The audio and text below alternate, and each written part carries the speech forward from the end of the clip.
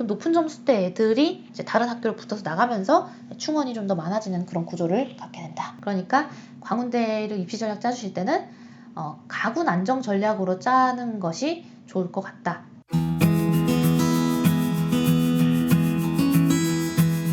자, 광운대학교가 생각보다 저랑 좀 인연이 좀 깊은 학교입니다. 되게 오래전부터 좀 낮은 내신 학생들이나 이제 낮은 성적의 그 정시 합격자들을 배출을 하면서 많은 학생들이 여기 다니고 있고, 또 이제 감사 인사도 막 영상에도 달아주고 하는데 감사하게 생각을 하고 있습니다. 일단 우리가 봐야 될 거는 이 대학 수능 능력의 반영 방법입니다. 28페이지부터 먼저 보도록 하죠. 빨리빨리 봐야 나머지 것들을 다 볼 건데 큰일 났다. 네, 요거부터 보시면 될 것 같습니다. 자, 일단 국어와 수학은 표준 점수가 들어가고 영어는 변환 표준 점수가 들어갑니다. 탐구는 제2외국어 한문에서 100분에 따른 변환 표준 점수가 들어가고요. 한국사는 등급에 따른 가산점이 들어갑니다.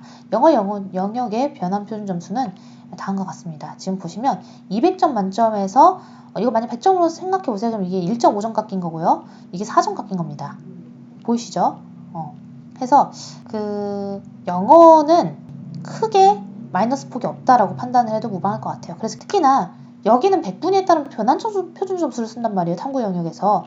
그러니까 국어 수학에서 표준 점수가 높게 나온 이 두 개의 과목이 훨씬 더 실반영 비중이 높을 수밖에 없습니다. 영어는 200점처럼 돼 있는데 과연 실제의 비중이 어떻게 되는지 보시죠.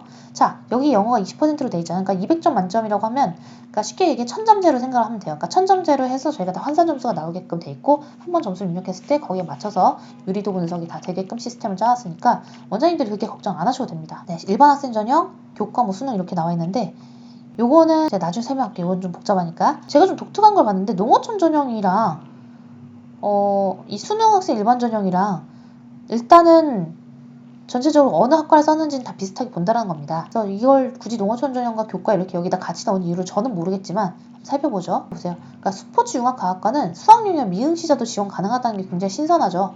근데 저런 학생이 거의 없는데 굳이 이렇게까지 해놓은 이유가 뭔지 모르겠네요.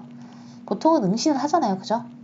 자, 국어가 표준 점수로 20%인데, 자, 수학이 가형 선택으로 고정이 돼 있고 35%입니다. 그리고 나형이라 하더라도 역시 35%입니다. 그리고 여기 표준 점수라고 그랬잖아요. 100분위가 아니에요. 표준 점수로 하고, 그래서 아마 이제 표준 점수로 하게 되면은 가형도 그렇게 많이 불리하진 않기 때문에 여기에다 100분위 따로 하지 않는 그런 구조입니다. 그리고 영어는 이제 20%를 반영하는데 스포츠융합과학과만 지금 40, 30, 30 이렇게 돼 있는 거예요. 독특하죠?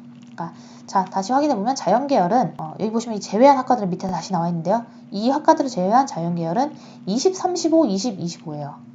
그죠? 그리고 정보융합학부는 나형도 쓸 수 있다. 그 다음에 사탐도 쓸 수 있다라는 점 때문에 이렇게 배치가 나온 겁니다. 건축학과는 어때요? 건축학과는 국어가 25예요. 그러니까 건축학은 국어를 좀 더 중요시 한다라고 생각하시면 되겠고, 대신에 사탐은 또 안 돼. 그러니까 이런 게 하나하나 다 그 시스템화 되어 있지 않으면 여러분들이 보기가 되게 까다로울 겁니다. 스포츠융합과학과는 어때요? 40, 30, 30입니다. 인문계열은 국어 30, 수학 25, 영어 20, 탐구 20 이렇게 나옵니다. 그러니까 광운대는요, 일단 스포츠융합과학과는 좀 예외니까 논외로 하더라도 기본적으로 수학을 잘 봐야 되는 곳이에요. 수학이 표준 점수인데다가 35%까지 반영이 되니까. 인문계열은 이제 국어를 잘 봐야 되는 것이고요. 그죠? 제가 컨설팅 해보면 정시 컨설팅이 진짜 어렵더라고요. 여러분들이 상상하는 거 초월로 어려운데 제가 어려웠던 부분들을 다시 시스템으로 쉽게 만들었기 때문에 학원장님들은 그렇게 어렵지 않게 되는 겁니다. 네, 보시면 가산점이 있어요. 그러니까 아까 우리가 정보융합학부랑 건축학과는 수학, 가형, 나형 다 된다 그랬잖아요. 그리고 이제 가형만 된 학과들 따로 있었죠. 대부분의 학과는 가형만 되는 거였고, 그런데 정보융합학부랑 건축학과는 15%씩 들어가고, 정보융합학부는 15%의 과학탐구는 5% 주는데 건축학과는 수학, 가에 15% 주면서 과탐은 또 안 줘요. 이게 물음표라는 거죠. 총점인 1000점에다가 플러스를 주는데 4등급까지 만점 줍니다. 그러니까 총 점수는 1010점이 되는 거죠. 그죠? 그다음에 수능 총점 산출 방법 예시. 이거 별로 간단해요. 한번 봐줘. 자, 국어 표준 점수, 수학 표준 점수, 표준 점수를 한다고 그랬죠? 그 다음에 영어 등급은 2등급이면은 아까 우리 몇 점이었어요? 영어는 아까 2등급이 197점이었잖아요. 그죠? 그래서 그에 맞춰가지고 1000점 기준으로 하는데, 일단 200점 기준으로 한번 만들더라고요. 보니까 굳이 이렇게 하는 이유 저는 모르겠지만, 자, 125에다가 30%니까 0.3. 그 다음에 137에 0.25. 그 다음에 이건 학과별로 다른 거예요. 그 다음에 영어는 197 곱하기 0.2. 그 다음에 과학은 이제 이 두 개를 더해가지고 130으로 만든 다음에 그 다음에 0.25 이런 식으로 해서 이 200점 만점에 143.65고요. 그 다음에 이걸 1000점 만점으로 환산하면 718점이 나옵니다. 그러니까 생각보다 점수가 좀 짜게 나와요. 생각보다 점수가 짜게 나와요. 저 이렇게 산출을 하는 경우가 거의 없거든요. 그래서 이런 것들은 좀 잘 외워두시고 생각보다 광운대가 이런 거를 잘 모르기 때문에 생각보다 좀 높은 점수대 애들이 많이 쓰게 되고요. 그럼 높은 점수대 애들이 이제 다른 학교를 붙어서 나가면서 충원이 좀 더 많아지는 그런 구조를 갖게 된다. 자, 이거는 이제 건축학과인데 아까 건축학과 어땠나요? 건축학과는 가산점이 수학 가에 15%가 있었고 과탐은 가산점이 없었잖아요. 그리고 4등급은 뭐라 그랬죠? 200점 만점에 184점으로 아까 배점이 돼 있었죠. 그러니까 탐구 영역은 일단 두 개 합쳐요. 합쳐서 118점이고 200점 점수 기준으로 했을 때는 여기 표준 점수 곱하기 0.25 요거 곱하기 0.3 곱하기 1.15 가산점 이런 식으로 계산하는 겁니다. 이 부분을 좀 고려하셔서 지원하시면 될 것 같습니다. 어렵지 않죠, 여러분? 이거 좀 통계적으로 잘 해주셔야 되고 저희가 시스템화 해놓은 것들에 입력을 하면은 그렇게 어려운 건 아닙니다. 그리고 이제 뭐 이 스포츠융합과학과는 내신으로 좀 가는 전형이다. 이런 전형 생각보다 많이 문의가 들어오니까요. 컨설팅 들어왔을 때 이 부분을 잘 읽고 들어가시면 그렇게 어려워지진 않을 거예요. 우리 그 인원수 표를 보도록 할게요. 자, 요거를 보시면 오늘 강운대는 끝납니다. 자, 가군의 전자공학과가 52명이에요. 많죠? 저는 광운대를 좋아해요. 왜냐면 정시에 좀 많은 비중을 그래도 좀 배제를 하고 있고 최근에 정시 인원수가 너무 줄어서 정시 컨설팅이라는 게 의미가 있을까 싶을 정도로 제가 저번에 영상에서 우리 잠깐 얘기했었잖아요. 최근에 작년과 비교했을 때 올해 이 학원장 교육 들어오신 분들이 되게 적었다고. 왜냐면 정시 컨설팅이 수요가 적어요. 사람이 너무 적고 하다 보니까 보통 이제 정시 지원자들 중에서 약 10% 정도만 컨설팅을 받는다고 보시면 되거든요.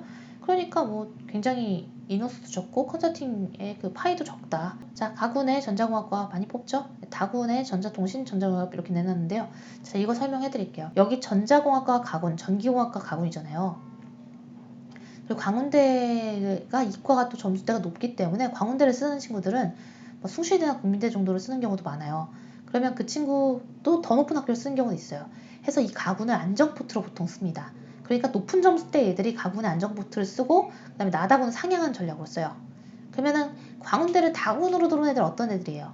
광운대를 다군으로 들어온 애들은 광운대를 상향하면서 질러보는 거예요. 혹시나 많이 빠져나가지 않을까? 근데 생각보다 여기가 많이 빠져나가는 위치가 아닙니다.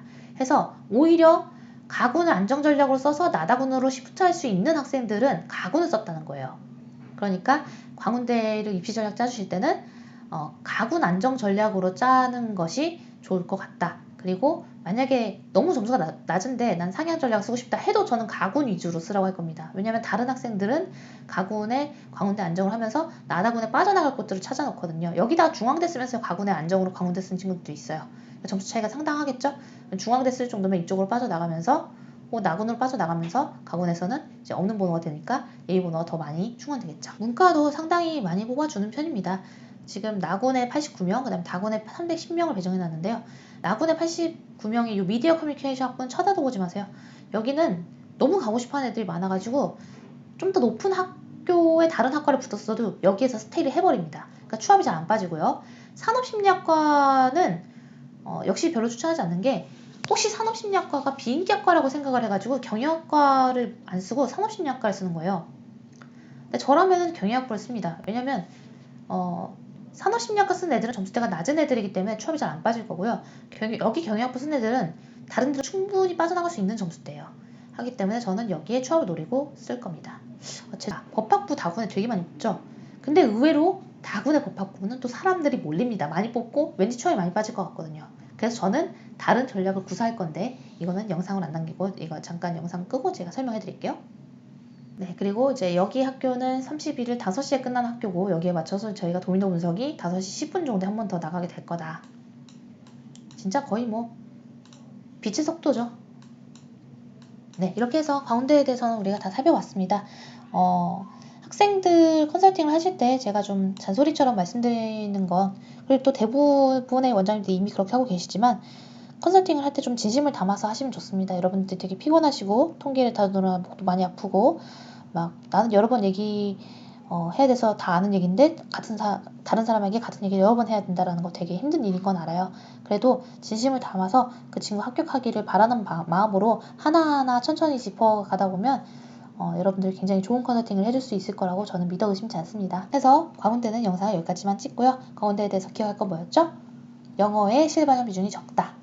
그리고 국어랑 수학의 실반영 비중이 높다. 이렇게 기억을 하시면 될 것 같습니다. 그러면 다음 영상에서 만나요.